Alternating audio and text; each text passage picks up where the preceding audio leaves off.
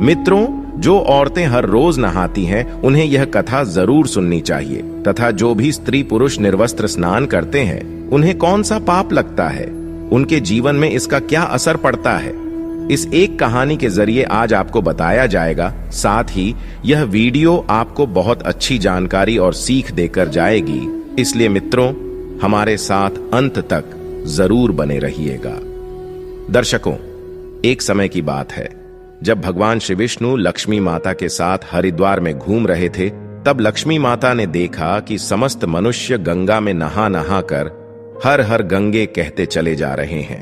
प्रिय दर्शकों, अगर आप यह कहानी सुन रहे हैं तो पूरा सुनिए, क्योंकि आधा अधूरा ज्ञान किसी विष के समान होता है। इसके अलावा हे माता लक्ष्मी, जो भी भक्त इस वीडियो को लाइक करें और चैनल को सब्सक्राइब करके कमेंट में जय लक्ष्मी नारायण लिखें, उनके घर में धन की कभी कोई कमी ना रहे तथा उनका घर हमेशा धन से भरा रहे। मित्रों, जब माता लक्ष्मी ने देखा कि समस्त मनुष्य गंगा में नहा नहा कर हर हर गंगे कहते चले जा रहे हैं, परंतु सभी दुखी और परेशान हैं, तब लक्ष्मी माता ने बहुत आश्चर्य से भगवान विष्णु से पूछा और कहा, हे प्रभु, गंगा में इतनी बार स्नान करने पर भी इनके पाप और दुखों का नाश क्यों नहीं हुआ? क्या गंगा में अब कलयुग के कारण सत्यता नहीं रही? मित्रों, भगवान विष्णु ने मुस्कुराते हुए कहा, हे देवी लक्ष्मी, गंगा में तो वही सामर्थ्य है, परंतु इन लोगों ने पापनाशिनी गंगा में स्नान ही नहीं किया, तो फिर इन्हें लाभ कैसे हो? तब मां लक्ष्मी ने आश्चर्य से कहा, हे प्रभु, स्नान कैसे नहीं किया? सभी तो गंगा नहाकर जा रहे हैं, और तो और अभी तक इनके शरीर भी नहीं सूखे हैं। तब भगवान विष्णु ने कहा, ये लोग तो केवल गंगा जल में डुबकी लगाकर आ रहे हैं। हे देवी, मैं तुम्हें कल इसका रहस्य समझाऊंगा। ऐसा कहकर वे दोनों ही अंतर्ध्यान हो जाते हैं।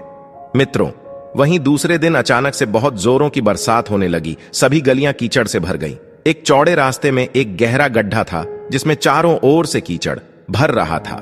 तभी भगवान विष्णु ने लीला से एक ब्राह्मण का वृद्ध रूप धारण कर लिया और किसी विवश की तरह गड्ढे में जाकर ऐसे पड़ गए मानो कि जैसे कोई मनुष्य चलते चलते गड्ढे में गिर पड़ा हो और निकलने की चेष्टा करने पर भी ना निकल पा रहा हो।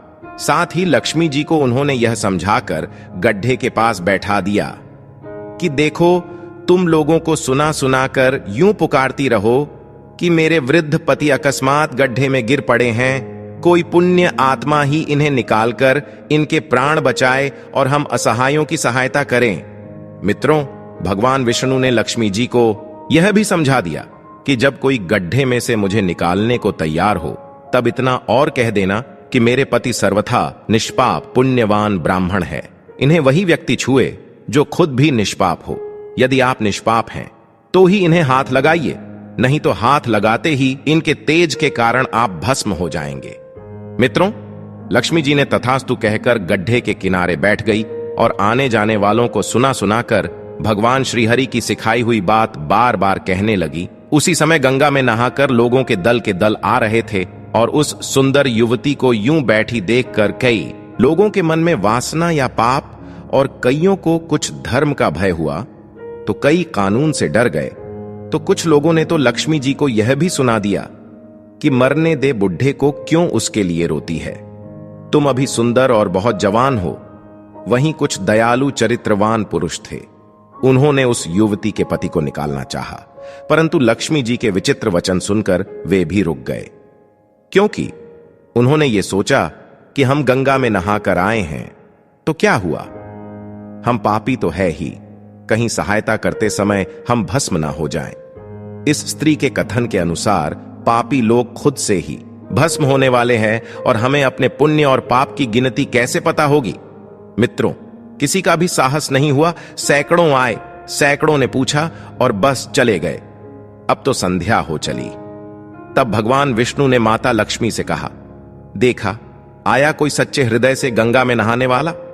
मित्रों, तब थोड़ी ही देर के बाद एक नौजवान ब्राह्मण हाथ में लौटा लिए हर हर गंगे कहता हुआ नदी से बाहर निकलकर मंदिर की ओर जा रहा था। जब उसकी दृष्टि उस स्त्री पर पड़ी तथा उनका अपने विवशता का विलाप सुन युवक का हृदय करुणा से भर आया। उसने भगवान विष्णु को निकालने की पूरी तरह से तैयारी की किंतु लक्ष्मी जी ने रोककर कहा कि भाई, यदि तुम सर्वथा निष्पाप पुण्यवान नहीं होंगे तो मेरे पति को छूते ही तुम अपने आप जलकर जाओगे। मित्रों, उस युवक ने उसी समय बिना किसी संकोच के दृढ़ निश्चय के साथ लक्ष्मी जी से कहा, हे माता, मेरे निष्पाप तथा पुण्यवान होने में आपको संदेह क्यों होता है?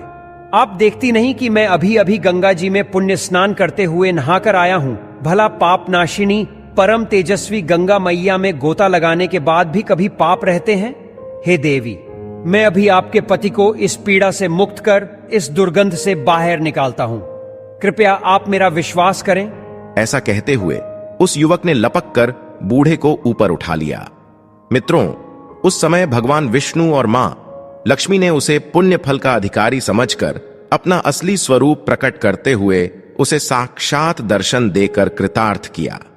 मित्रों, वहीं भगवान विष्णु जी ने माता लक्ष्मी से कहा, हे लक्ष्मी, इतने सारे लोगों में से केवल इस एक युवक ब्राह्मण ने ही गंगा स्नान किया है। हे देवी, इसी दृष्टांत के अनुसार जो लोग बिना श्रद्धा और विश्वास के केवल दंभ के लिए गंगा स्नान करते हैं, उन्हें वास्तविकता में कोई भी फल नहीं मिलता। परंतु इसका यह मतलब नहीं कि गंगा स्नान व्यर्थ जाता है। गंगा स्नान का बहुत पुण्य भी है।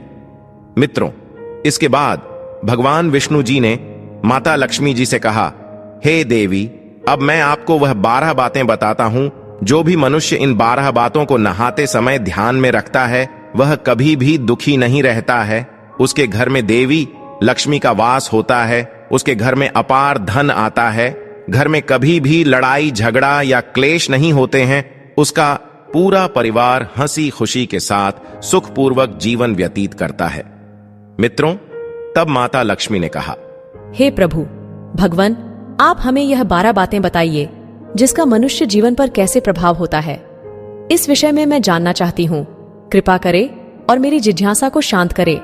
मित्रों, इसके बाद भगवान विष्णु उन बातों को बताना शुरू कर देते हैं और माता लक्ष्मी बहुत ध्यान से सुनने लगती है।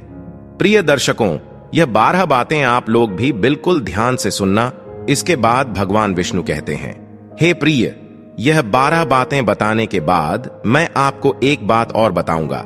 जो औरतें कपड़े खोलकर स्नान करती हैं, उनके लिए यह बात बहुत ही महत्वपूर्ण है। तो हे लक्ष्मी, आप इस बात को बहुत ही ध्यान से सुनना। तभी विष्णु जी अपनी वाणी को शुरू कर और बताने लगते हैं। दोस्तों, विष्णु जी कहते हैं, प्रतिदिन स्नान करने से शरीर निरोगी रहता है तथा मन प्रसन्न रहता है। स्नान से चेहरे की क्रांति और शारीरिक आकर्षण में भी बढ़ोतरी होती है। अगर इस नित्य कर्म के दौरान कुछ विशेष बातों का ध्यान रखा जाए तो आध्यात्मिकता से भी ज्यादा लाभ पाया जा सकता है। नहाने के क्रम में इन बातों का ख्याल जरूर रखा जाना चाहिए। सबसे पहले स्नान करने के बाद शुद्ध होकर पूजा पाठ आदि सारे काम करने के योग्य बनते हैं, इसलिए सुबह को ही स्नान कर लेना चाहिए। दूसरी बात, शास्त्रों में कहा गया है कि स्नान करने से इन 7 गुणों की प्राप्ति होती है: रूप, तेज, बल, पवित्रता, आयु, आरोग्य, निर्लोभ, धन, पुष्टि व आरोग्य और स्वास्थ्य चाहने वालों को हर मौसम में और हर दिन स्नान करना चाहिए।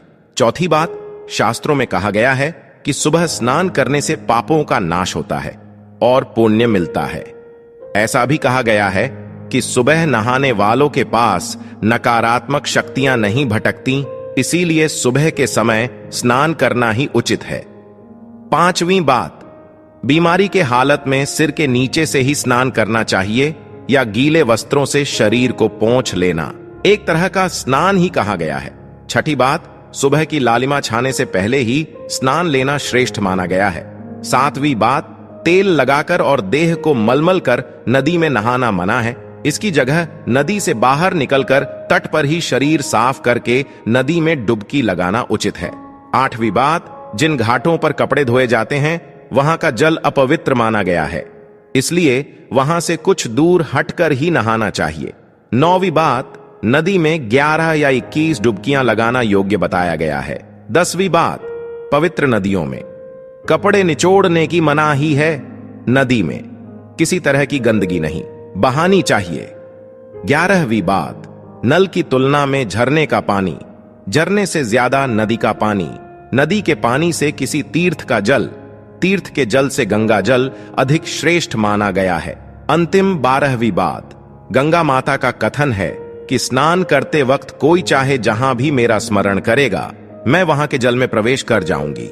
मित्रों, इसके बाद भगवान श्री हरि ने कहा, हे लक्ष्मी, अब मैं आपको औरतों के बारे में बताता हूं जो औरतें कपड़े खोलकर स्नान करती हैं। धर्म शास्त्रों में हर एक चीज के लिए कुछ नियम बनाए गए हैं। इन नियमों में से स्नान को लेकर कई बातें बताई है। ऐसा भी माना जाता है कि आम व्यक्ति को शास्त्रों के नियमों का पालन जरूर करना चाहिए, जिससे उनके घर की सुख समृद्धि बनी रहती है और खुशहाली आती है। साथ में अपार धन बरसता है, माता लक्ष्मी प्रसन्न होती है। दरअसल हमारे शास्त्रों में ऐसी कई बातें लिखी गई हैं जिनका हम पालन सदियों से करते चले आ रहे हैं, लेकिन उसके कारणों के बारे में हमें अभी भी पूरी जानकारी नहीं है। ऐसे ही नियमों में से एक है निर्वस्त्र स्नान करना। आपने अक्सर घर के बड़े बुजुर्गों को ऐसा कहते सुना होगा कि कभी भी पूरी जानकारी नहीं है कि कभी भी स्नान बिना कपड़ों के यानी निर्वस्त्र नहीं करना चाहिए। अगर हम पौराणिक कथाओं की बात करें तो निर्वस्त्र स्नान की मनाही का एक सबसे बड़ा कारण भगवान श्री कृष्ण जी के समय से जुड़ा है। पौराणिक कथाओं के अनुसार एक बार जब गोपिकाएं सरोवर में स्नान कर रही थी और वह निर्वस्त्र थी, उस समय बाल कृष्ण ने गोपियों के सभी वस्त्र छिपा दिए और गोपियों ने अपने वस्त्र वापस लेने की प्रार्थना की। तब कृष्ण जी ने उन्हें समझाया कि कहीं भी निर्वस्त्र वस्त्र धारण किए स्नान नहीं करना चाहिए। इससे जल के देवता वरुण का अपमान होता है, इसलिए आपको निर्वस्त्र स्नान न करने की सलाह दी जाती है। श्रीमद् भागवत पुराण के 10वें अध्याय के 10वें स्कंध में एक कथा है। कुबेर के दोनों पुत्र नलकूबर और मणिग्रीव भगवान रुद्र के सेवक बन गए थे। धनवान होने के साथ ही साथ भगवान शिव की कृपा प्राप्ति के कारण दोनों घमंडी हो गए थे। अपने धन वैभव के अहंकार में एक दिन दोनों मंदाकिनी नदी के तट पर अप्सराओं से साथ मदिरा पीकर जल क्रीड़ा कर रहे थे। संयोगवश उस समय कहीं से भ्रमण करते हुए नारद मुनि वहां आ गए। नारद मुनि को देखकर अप्सराओं ने शाप के भय से जल्दी जल्दी वस्त्र धारण कर लिए। अप्सराओं ने हाथ जोड़कर नारद मुनि का अभिवादन किया, लेकिन कुबेर के पुत्रों ने नारद मुनि की ओर ध्यान तक नहीं दिया और निर्वस्त्र जल क्रीड़ा करते रहे। कुबेर के पुत्रों का ऐसा आचरण देखकर नारद मुनि क्रोधित हो गए और उन्हें शाप दे दिया। नारद मुनि ने कहा कि अहंकार के कारण तुम दोनों का व्यवहार जड़ के समान हो गया है, इसलिए तुम लोग वृक्ष बन जाओ। 100 वर्षों के बाद जब भगवान श्री कृष्ण का अवतार होगा तो वह तुम्हें शाप मुक्त करेंगे। नारद मुनि के शाप से नलकुबर और मणिग्रीव अर्जुन वृक्ष बन गए। इन दोनों वृक्षों के बीच से निकल गए, लेकिन ओखली बीच में अटक गई। श्री कृष्ण ने कुछ जोर लगाया तो दोनों वृक्ष भूमि से उखड़ गए और उनकी जगह 2 युवक प्रकट हो गए। शाप मुक्त होकर नलकुबर और मणिग्रीव अपने स्थान को लौट गए। मित्रों, अगर आप नहाते समय सोचते हैं कि बंद कमरे में कोई आपको नहीं देख रहा है तो यह बिल्कुल गलत है, क्योंकि ईश्वर आपको हर स्थान पर देखते हैं। और यदि आप निर्वस्त्र होकर स्नान कर रहे हैं तो यह मुख्य रूप से जल के देवता वरुण का अपमान करने जैसा होता है। निर्वस्त्र स्नान से आपको पाप लग सकता है और आर्थिक एवं शारीरिक नुकसान पहुंच सकते हैं। यदि आप निर्वस्त्र स्नान करते हैं तो आपके शरीर में नकारात्मक ऊर्जा प्रवेश करती है और आपकी मानसिकता भी नकारात्मक हो सकती है। इसीलिए हमेशा आपको यही सलाह दी जाती है कि आप नहाते समय कोई एक कपड़ा जरूर धारण करें, लेकिन बिना कपड़ों के स्नान न करें, तभी आपके लिए बेहतर होगा।